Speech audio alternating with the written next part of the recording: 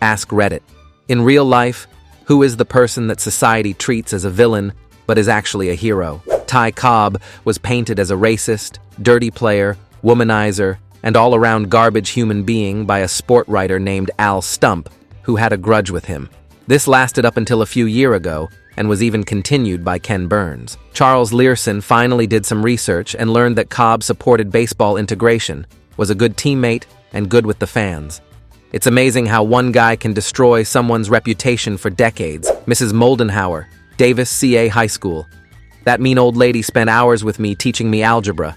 Everyone hated her guts, but she could teach. Such a teacher's name, too. IDK if she did anything to be called a hero, but the dingo ate my baby lady.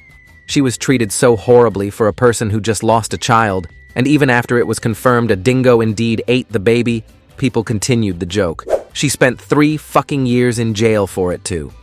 I can't believe she came and didn't go immediately start fucking the people up that put her in jail. She was 8 months pregnant as well when she was sentenced to life in prison. After the birth, her daughter was taken away from her and put in foster care. Imagine that, after already losing one child, having another one ripped from your arms. Hugh Thompson put his helicopter between the villagers and American troops during the My Lai massacre and ordered his gunner to fire on the American troops if they continued to murder the civilians. He was made a villain after the fact, with even a member of Congress trying to get him court-martialed. I'd received death threats over the phone. Dead animals on your porch, mutilated animals on your porch some mornings when you get up. You should know that this comment is accurate, but these days, his story is taught by the Army as an example of disobeying unlawful orders. I learned about him in Warrant Officer Candidate School. I believe his portrait is on the wall in the classroom building with other notable warrant officers. Yet the truth is that these men can never be recognized in the moment of their heroism, because their heroism fundamentally goes against the entire power structure at that moment. Even those who might find the actions of such a person noble, nonetheless end up siding with the majority due to social pressure. It will always be like this.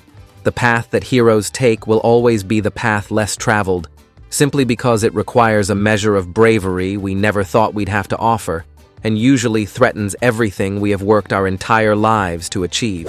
Richard Jewell got pretty screwed for doing the right thing. Who's that?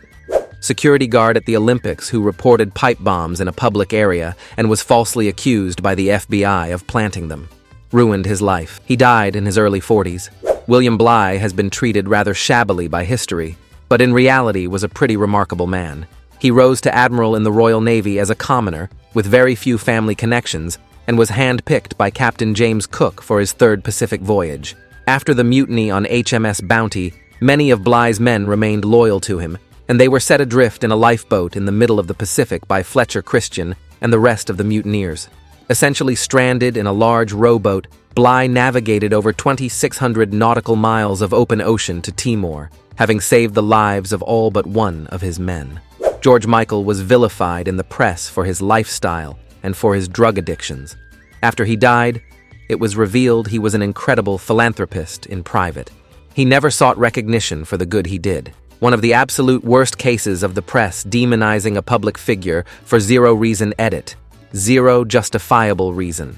The UK press are the worst. They put people on pedestals and build them up to enormous heights, and then take great delight in smashing them down. Whistleblowers.